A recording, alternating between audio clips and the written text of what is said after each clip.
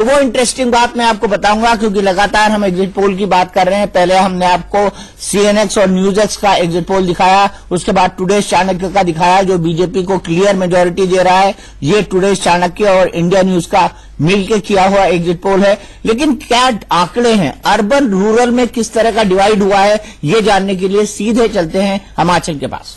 शुक्रिया दीपक। सबसे पहले तो मैं ये बता दूं कि इंडिया न्यूज और चाणक्य का क्या आंकड़ा कहता है। सीट के हिसाब से अगर देखा जाए तो बीजेपी सबसे बड़े दल के रूप में उभर रही है, उसको पूर्ण बहुमत यहां पर मिलता हुआ नजर आ रहा है। बीजेपी को 120 सीटें, कांग्रेस को 73 सीटें, जेडीएस को 26 सीटें और अदर्स को 3, यानी कि क्लियर मेजोरिटी है। बीजेपी सरकार बना सकती है। बीएस येदियुरप्पा पहले ही ऐलान कर चुके हैं कि 17 या 18 तारीख को वो शपथ ग्रहण कर लेंगे।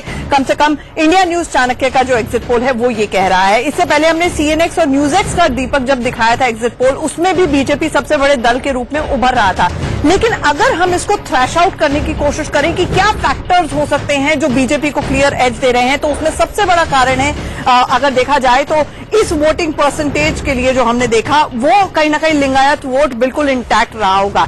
अब रूरल और अर्बन किस तरह का डिवाइड रहा, देखिए शहरी क्षेत्र में बीजेपी हमेशा से ही उसको एज मिलता रहा है, तो उसको इस बार भी 41% जो वोट मिल रहा है उसका वोट शेयर इंटैक्ट है, जबकि उसको ग्रामीण क्षेत्र में 31% के करीब वोट शेयर मिल रहा है, जबकि कांग्रेस को 33% के करीब वोट शेयर मिल रहा है शहरी क्षेत्र में, और ग्रामीण क्षेत्र में उसका एज रहा है, उसको 34% वोट शेयर मिल रहा है। जबकि जेडीएस का वोट शेयर जो है शहरी और ग्रामीण क्षेत्र में, क्योंकि उसकी बोकलिंगा जो कॉन्स्टिट्यूएंसी है वो इंटैक्ट रह रही है, वो 21% के करीब वोट शेयर शहरी और ग्रामीण इलाके में। दीपक ये इसलिए इंटरेस्टिंग हो जाता है क्योंकि 56% यानी कि 56% कर्नाटका जो है वो एग्रीकल्चरल सेक्टर में है, वहां पर पानी और किसानी बहुत अहम हो जाता है। ऐसे में क्या माना जाए, अगर इस तरह के आंकड़े आ रहे हैं और बीजेपी गवर्नमेंट फॉर्म करती हुई नजर आ रही है, तो कहीं ना कहीं क्या वो पानी और किसानी के मुद्दे से हट के क्या कास्ट लाइन पे डिवीजन हुई, पोलराइजेशन लास्ट मिनट पे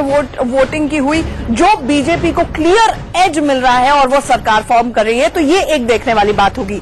साथ ही साथ हम दूसरे अगर वोट शेयर की बात करें, पुरुष और महिला की बात करें, तो उसमें भी पहले एज ले लेते हैं कि एज ग्रुप के हिसाब से क्या देखा जाए। एज ग्रुप के हिसाब से दीपक यंगिस्तान जो है वो फिर भी बीजेपी को वोट करता हुआ नजर आ रहा है। हालांकि कांग्रेस ने पकोड़ा प्रचार बहुत करने की कोशिश की, फिर भी अगर देखा जाए तो 18 से 35 साल की उम्र के लोग हैं वो 42% ऑन मास, यानी कि तमाम कांग्रेस का प्रचार की रोजगार नहीं है, सेल्फ एम्प्लॉयमेंट नहीं है, बहुत ज्यादा ब्रेन ड्रेन होता है। इसके बावजूद 42% के करीब जो यंगिस्तान का वोट है वो बीजेपी को जा रहा है, 35% कांग्रेस को जा रहा है, जेडीएस को 16% के करीब वोट जा रहा है।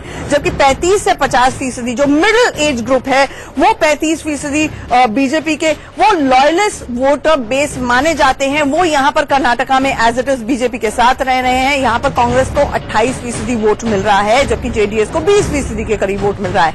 अब जो 50 साल से ऊपर के वोटर्स हैं वो 30% वोट जो है वो जा रहा है बीजेपी को, और 36% के करीब, 36 क्या बल्कि उसको 37% ही बोलेंगे, 37% के करीब जो वोट है वो जा रहा है कांग्रेस को। यहां पर कांग्रेस को क्लियर एज है। और सबसे इंटरेस्टिंग बात दीपक इस आंकड़े में ये है कि 15 लाख फर्स्ट टाइम वोटर्स हैं, तो वो 2019 से पहले अगर 15 lakh first time voters BJP की तरफ कहीं ना कहीं उनका रुझान होता है और वो बीजेपी को वोट करना चाहते हैं, तो कांग्रेस के लिए बड़ी चिंता है, क्योंकि रोजगार के मुद्दे पर लगातार वो बहुत हमलावर रही है। साथ ही साथ अगर महिला पुरुष की डिवाइड की भी बात कर लें, किस तरह के वोटिंग पैटर्न्स रहे हैं महिला और पुरुषों के, तो पुरुष जो हैं वो 35% बीजेपी को वोट कर रहे हैं, कांग्रेस को 34% के करीब वोट कर रहे हैं, जेडीएस को 18.30% के करीब वोट कर रहे हैं, अदर्स की तरफ 11% वोट जा रहा है। जबकि महिलाएं जो हैं वो 36% के करीब बीजेपी को वोट कर रही हैं, 33% कांग्रेस को वोट कर रही हैं। हमेशा से ही महिलाएं जो हैं वो ज्यादा बीजेपी को वोट करती हैं, तो ये भी आंकड़ा और ट्रेंड उसी तरफ है, जबकि जेडीएस को 18% महिलाएं वोट कर रही हैं। तो लब्बो लबाब हमें ये स्टडी करना होगा। ये एग्जिट पोल है, एग्जैक्ट पोल नहीं है दीपक, लेकिन रूरल अर्बन डिवाइड किस मुद्दे के ऊपर किस तरह की वोटिंग हुई, 3% का अगर हम कुल मिलाकर देखें तो बीजेपी और कांग्रेस के वोट शेयर में डिफरेंस है। इसके बावजूद जो स्ट्राइक रेट है बीजेपी का वो काफी बेहतर है, और वो कम से कम इंडिया न्यूज और चाणक्य का जो एग्जिट पोल कहता है वो पूर्ण बहुमत का आंकड़ा रीच कर रही है। इसका मतलब है लिंगायत फैक्टर कहीं ना कहीं पूरी तरह से सिद्धारमैया ने जो स्टेटस, रिलीजियस माइनॉरिटी स्टेटस देने की कोशिश की वो फ्लॉप रहा, और अंततोगत्वा यहाँ पर बीजेपी ही सरकार बनाती हुई नजर आ रही है। दीपक, चलिए आंचल आप रुकिएगा, मुझे एक और ग्राफिक पढ़ना है। वैभव में उसका इंतजार कर रहा हूं, मुझे फैक्ट के साथ क्रॉस चेक करके वो पूरे आंकड़े दिए जाएं। अरविंद मोहन जी, आपसे जानना चाहता हूं, इस परिणाम की आपको अपेक्षा थी इस तरह के एग्जिट पोल की? देखिए, दो तीन चीजें हुई हैं चुनाव में अगर एग्जिट पोल को माने तो। एक तो यही है कि कास्ट का डिस्कोर्स चला है, कम्युनल डिस्कोर्स नहीं चला। और कास्ट के डिस्कोर्स में भी दो चीजें बहुत महत्वपूर्ण थी। एक तो ये है कि लिंगायत टूट रहा है या नहीं टूट रहा है। वीरशैव और लिंगायत लग रहा था टूटेगा। और उससे भी ज्यादा जो बीजेपी के लोग मेहनत कर रहे थे, वो मेहनत कर रहे थे कि दलित वोटों में बंटवारा हो। माडिगा वहां सबसे ज्यादा हैं, जैसे हमारे यहाँ जाटव हैं सबसे ज्यादा, वैसे माडिगा सबसे ज्यादा हैं। तो माडिगाओं को कुछ मिला नहीं है रिजर्वेशन से। और जो सोमशेखर रेड्डी रिपोर्ट थी, वो रिपोर्ट लागू इस सरकार ने नहीं किया था, तो बीजेपी ने उसको इशू बनाया था। और श्रीरामुलु वगैरह जितने भी दूसरे नेता हैं, ये सब गैर माडिगा हैं। तो ये डिवीजन लग रहा था कि ये डिवीजन वहां होगा। अगर ये नतीजे आ रहे हैं तो इसका मतलब है कि लिंगायतों का वोट नहीं टूटा है और दलितों का डिवीजन हुआ है। अगर कास्ट डिस्कोर्स चला है तो ये दोनों पॉइंट बीजेपी के हक में गए हैं। अब में जाएंगे नालापत साहब, आप कैसे इंटरप्रेट करते हैं? आप खुद कर्नाटक भी गए थे, आप साउथ की राजनीति को बहुत अंदर से समझते हैं। आपको क्या लगता है अगर ये परिणाम होंगे तो कांग्रेस ने क्या चूक कर दी? जी, ये परिणाम होंगे तो बड़ी आश्चर्य की बात होगा, क्योंकि बात तो ये है कि आपका ये जो सर्वे में जेडीएस को बहुत कम सीट मिला है, मेरे ख्याल 26 सीट तो मिला है। अभी मेरे सोच में यदि जेडीएस को इतना कम सीट मिलते हैं तो वो सीट तो कांग्रेस को जाना चाहिए, क्योंकि बात तो ये है कि जेडीएस का एक बहुत powerful vote bank minority community है। और इनका इनका सीट इतना कम होगा तो उनका अर्थ यह है कि माइनॉरिटी कम्युनिटी दूसरा किसी पार्टी को वोट दिया। मेरे ख्याल से माइनॉरिटी कम्युनिटी कर्नाटक में बीजेपी को वोट नहीं देगा, सिर्फ कांग्रेस को ही देगा। इसलिए थोड़ा सरप्राइज है मुझे कि जेडीएस इतना कम सीट मिल गया, तभी भी बीजेपी को इतना ज्यादा सीट मिल गया। दूसरी बात ये लिंगायत और वीरशैव की बात में, मैं तो कर्नाटक में कई बार जाता हूं और ये सच में लिंगायत कम्युनिटी का एक बड़ा इश्यू है। कारण ये है कि यदि माइनॉरिटी है तो ये जो एजुकेशनल इंस्टीट्यूशंस, हॉस्पिटल्स, जो भी आप काम करना है उनको तो सच में एडवांटेज मिलता है।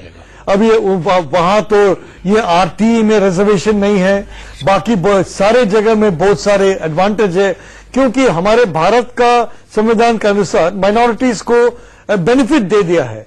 तो बहुत सारे लिंगायत सोचते हैं कि हमको क्यों ये बेनिफिट नहीं मिले। इसलिए ये तो एक लाइव इश्यू है, परंतु आपका सर्वे में देखता है कि ये लाइव इश्यू नहीं है। अवधेश जी, किसान नहीं, लेकिन इस पर थोड़ा मैं कपड़ा और मकान बताता हूं। नालपत जी, देखिए ऐसा है कि ये जो सिद्धारमैया थे, सिद्धारमैया ने भाजपा को ज्यादा क्षति नहीं पहुंचाई। उनका मूल उनका जो फोकस था वो था कि जेडीएस को हमको खत्म करना है। उन्होंने उस दल को तोड़ा है, लगातार उसके लोग आए हैं। लास्ट में भी चुनाव के पहले राहुल गांधी के सामने 7 विधायकों को जेडीएस को उन्होंने अपने में शामिल किया है। वो भाजपा को नहीं तोड़ सके हैं, तो इसलिए जेडीएस को एक तो कमजोर होना ही था। दूसरा यह है कि जो अगर लोकसभा चुनाव के हिसाब से देखेंगे तो जेडीएस को पहली बार केवल 11% वोट मिला है। जब से जेडीएस बनी 1999 से, तब से 20% के आसपास उसका वोट बना रहा है। पहली बार 2014 में उसका वोट परसेंटेज गिरा था और उस समय से कांग्रेस उसमें पैठ लगा रही थी। इसलिए जेडीएस का सीट घटना, उसका वोट परसेंटेज घटना, मुझे उसमें कोई आश्चर्य नहीं है। दूसरी बात यह है कि बीजेपी और कांग्रेस में इसलिए वो अंतर दिख रहा है कि जब 2008 में भी बीजेपी जीती थी तो कांग्रेस से वोट उसका कम था। दीपक जी, कांग्रेस को वोट ज्यादा था। उसका कारण यह है कि कांग्रेस को पूरे प्रदेश में वोट मिला और बीजेपी को 3 से 4 जो है 3 एरियाज में ज्यादा वोट मिले थे। तो इसलिए बीजेपी का वोट परसेंटेज थोड़ा कम भी हो तो उसकी सीटें बढ़ सकती है। अब जो आप पूछ रहे हैं कि ये मुद्दे जो है किसानों के और उनके क्या हुए, देखिए ये बात सही है कि कर्नाटक को देखने से हमारा ध्यान जाता है कि कर्नाटक व्यवसाय के क्षेत्र में, सॉफ्टवेयर के क्षेत्र में, शेयर मार्केट के क्षेत्र में, बाकी चीजों में शायद बहुत और बड़ी बड़ी कंपनियों की ओर नजर जाती है। लेकिन जैसा आंचल बता रही थी और फैक्ट भी कि 55% अगर अभी भी कंट्रीब्यूशन वहां एग्रीकल्चर का है तो वो एक मूल मुद्दा होना चाहिए। और दक्षिण के राज्यों में माना जाता है कि सबसे उपजाऊ अगर जमीन किसी राज्य में है तो वो कर्नाटक में है। सबसे ज्यादा सूखा भी वहीं पर है। सूखा उसको बोल नहीं सकते। सूखा सबसे ज्यादा सूखा। नहीं तो नरेंद्र मोदी ने जो महदाई को मुद्दा बनाया, जो गोवा से नदी आती है, जो बता रहे हैं, देखिए उत्तर पश्चिम कर्नाटक में 50 सीटें आती हैं, वहां उस एरिया में आपको 31 सीटें कांग्रेस के पास थी, बीजेपी के पास केवल 7 सीट थी। उसको नरेंद्र मोदी ने बजाबता वहां भाषण दिया और पर्चे बांटे गए वहां कि मेरी सरकार बनती है तो महानाई नदी के जल को कर्नाटक को उसका हिस्सा मिले, इसके लिए बातचीत करके यह मसला सुलझाया जाएगा और इसका असर मुझे लगता है धारवाड़ से लेकर उस एरिया में पड़ा होगा। तो वो एक मुद्दा वहां था। ठीक है, प्रकाश के पास चलते हैं। प्रकाश, आप आज दिन भर से बैंगलोर के अंदर मौजूद थे, वहां के मूड का जायजा ले रहे थे। प्रकाश, मैं आपसे ये जानना चाहूंगा कि जो तमाम रीजनल चैनल है, क्योंकि कर्नाटक में बहुत सारे रीजनल चैनल हैं, उनके डाटा क्या कहते हैं? कोई डाटा आपस में कॉन्ट्राडिक्ट कर रहा है, मोटे तौर पे वो डाटा क्या कह रहे हैं, या वो सभी नेशनल चैनल के डाटा उठा रहे हैं?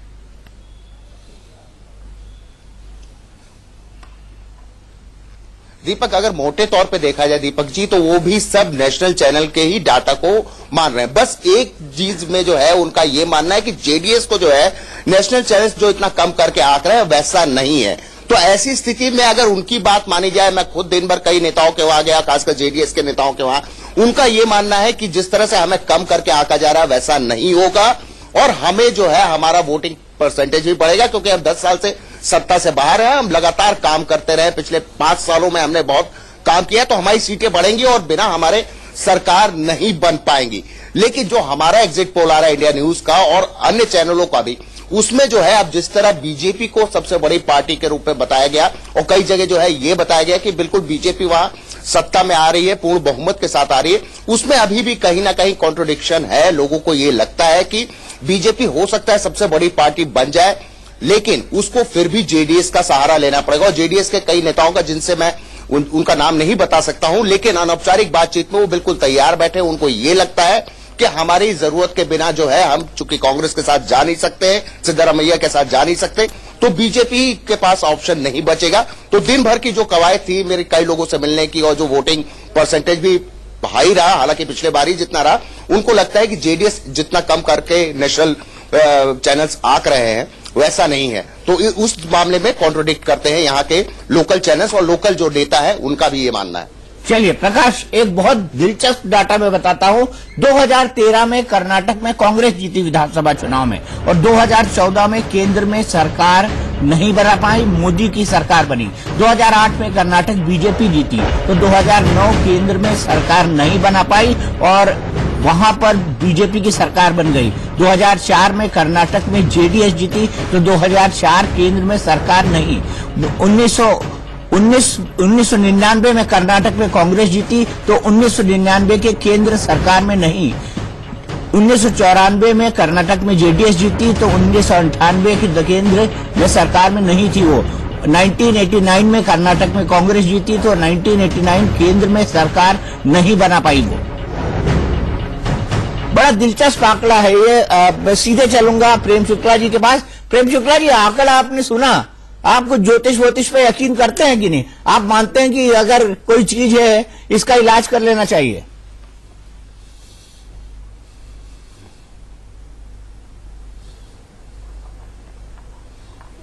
देखिए, भारतीय जनता पार्टी जो है समग्र भारतीय वांग्मय और समग्र भारतीय चिंतन में विश्वास रखती है, तो हर चीज पे विश्वास है, किसी का अनादर नहीं है।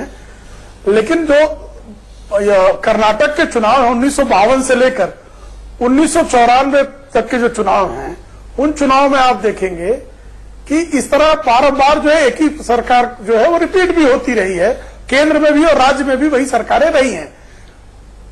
हमेशा से कर्नाटक का तो जो चुनाव परिणाम है, वो पिछला भी चुनाव परिणाम आप देखें, ये 2012 में 2013 में यदि श्रीरामुलु और येदियुरप्पा जी भारतीय जनता पार्टी में रहे होते तो भारतीय जनता पार्टी की वहां सरकार बनती, क्योंकि जैसे ही लोकसभा चुनाव होते हैं मोदी जी आ जाते हैं और येदियुरप्पा जी पार्टी में लौट आते हैं। आप देखते हैं कि वहां लोकसभा चुनाव का तत्काल परिणाम जो है, जबकि आप देखेंगे कि इसके पहले के 2 चुनाव में कर्नाटक में जिसको विधानसभा बहुमत मिली है, कर्नाटक में लोकसभा में उसी के सदस्य ज्यादा भेजे हैं। लेकिन जैसे ही मोदी जी आते हैं, येदियुरप्पा जी वापस आते हैं, कर्नाटक भाजपा के साथ आ जाता है। अब चूंकि जो है वो 4 साल की एंटी इनकम्बेंसी भी है, विफलताएं भी हैं, और भारतीय जनता पार्टी का काम है, भारतीय जनता पार्टी का कैडर पुनर्गठित हुआ है, एक बूथ 25 यूथ पहुंचा है, इसलिए जो है ये सारी जो धारणाएं हैं, इन धारणाओं से भारतीय राजनीति को मुक्त करने का पर्व कर्नाटक के चुनाव परिणाम से शुरू हो जाएगा। नालापत सर, आप सुपरस्टिशियस हैं? हम सब सुपरस्टिशियस जी, हम तो संसार में सारे लोग सुपरस्टिशियस है। कई लोग तो बोलते हैं हाँ सुपरस्टिशियस है, कई लोग झूठ कहते हैं कि वो सुपरस्टिशियस नहीं है। जैसे अवधेश जी कहेंगे कि मैं नास्तिक हूँ। हाँ, परंतु बात तो ये है कि यदि बीजेपी कर्नाटक में जीतेगा, यदि आपका जो पोल है वो सच है, तो बीजेपी को साउथ में बहुत बड़ा एडवांटेज मिल जाएगा। बात यह है कि आंध्र प्रदेश देख लीजिएगा, वहां चंद्रबाबू नायडू इनकम्बेंसी फैक्टर है। यदि बीजेपी और जगन रेड्डी एक अलायंस करेंगे तो मेरे ख्याल से वहां तो स्वीप कर सकता। तेलंगाना में भी मेरे ख्याल से बीजेपी का पोजीशन बहुत बढ़ जाएगा यदि बीजेपी कर्नाटक में जीतेंगे। और तमिलनाडु में बीजेपी एआईडीएमके या डीएमके के साथ यदि कर्नाटक में जीत लेंगे तो दोनों पार्टी तैयार होगा बीजेपी के साथ पार्टनरशिप करने के लिए। सिर्फ केरला में थोड़ा प्रॉब्लम होगा, बट केरला में भी मेरे ख्याल से एक सीट ट्रिवेंड्रम और लकी है तो 2 सीट मिल सकता। क्यों? तो इसलिए मेरे मन में ये बोलता है कि कर्नाटक में जीतेंगे तो साउथ में बहुत सारे एक्स्ट्रा सीट बीजेपी को मिल सकता। प्रकाश, क्या साउथ में एक्स्ट्रा सीट बीजेपी को मिलेगी अगर कर्नाटक में जीतते हैं? पार्टी का मोराल बढ़ेगा?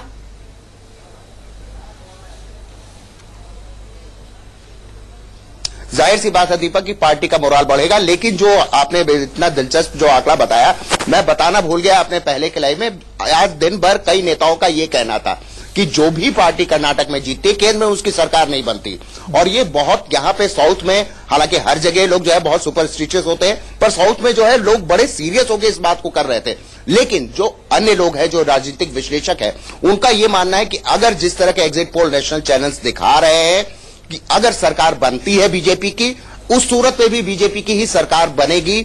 अगर बीजेपी को पूर्ण बहुमत भी नहीं आता, अगर वो सिंगल लार्जेस्ट हो जाएगी, क्योंकि जेडीएस उसके साथ आने को बिल्कुल तैयार बैठा है, उसके पाले में आने के लिए तैयार बैठा है, क्योंकि 10 साल से सत्ता बाहर है, तो उसका पूरा फायदा उसको साउथ में मिलेगा, क्योंकि साउथ में उसकी एंट्री फिर से हो जाएगी। प्रकाश, मुझे रोकना पड़ेगा क्योंकि वक्त हमारे पास बहुत कम है। चलते चलते सिर्फ 1 मिनट में, आप आस्तिक हैं या नास्तिक, और आप इस सुपरस्टिशन को मानते हैं या नहीं मानते कि इस तरह की चीजें होती हैं, या आप इसको एक एबरेशन मानते हैं? नहीं, ये तो अंधविश्वास नहीं है। 1989 से इस देश में विखंडित राजनीति का दौर शुरू हुआ, मतलब तो फ्रैक्चर्ड मैंडेट का दौर शुरू हुआ, उसमें सरकारें नहीं बनी, लेकिन 2014 ने उस फ्रैक्चर मैंडेट के दौर को रोका है।